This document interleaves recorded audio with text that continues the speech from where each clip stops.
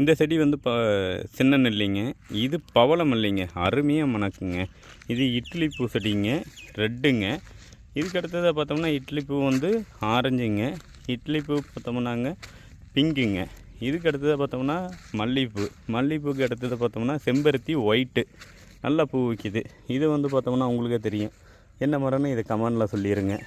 என்ன பூச்செடி அப்படிங்கிறத, பூ மரங்கிறத நீங்கள் கமெண்டில் சொல்லுங்கள். இது வந்து பார்த்தோம்னா ரெட்டு செம்பருத்திங்க.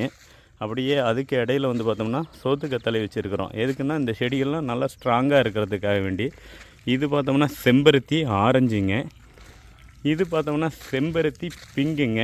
இங்கே எல்லாமே கத்தாழை வச்சுருக்கோம், தண்ணி பாய்ச்சிட்ருக்கோம். அடுத்ததாக பார்த்தோம்னா அப்படியே எல்லா செடியும் இருக்குங்க. இது வந்து என்ன மரம் அப்படிங்கிறதையும் கமெண்ட் பண்ணுங்கள். இதுக்கு அடுத்ததாக பார்த்தோம்னா இது பாருங்கள், இது என்ன செடின்னு உங்களால் சொல்ல முடிஞ்சதுனாலும் சொல்லுங்கள். நம்ம என்ட்ரன்ஸ்லேயே எத்தனை செடி வச்சுருக்குன்னு பாருங்கள். இது பார்த்தோம்னா ரோஜா செடி.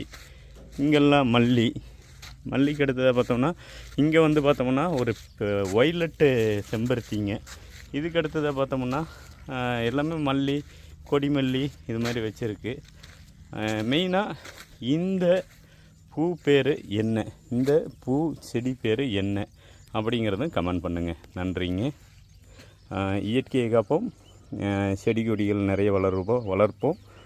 நம்மளோட மண் வளத்தையும் ரொம்ப ரொம்ப காப்போங்க. இது வந்து எங்களோட பிளேஸுங்க. இங்கே வந்து பார்த்தோம்னா நிறைய செடியெல்லாம் வச்சுருக்கோம், கீழேயெல்லாம் காமிச்சிருக்கோம். இது இலவமஞ்சி மெத்த கம்பெனிங்க, பஞ்சு ப்ராசஸிங். இது உங்களுக்கு நேச்சுரலான இலவமஞ்சி வேணும்னாலும் இந்த வீடியோவில் இருக்கக்கூடிய கான்டாக்ட் நம்பருக்கு கால் பண்ணிங்கன்னா கண்டிப்பாக தயார் பண்ணி கொடுப்போங்க.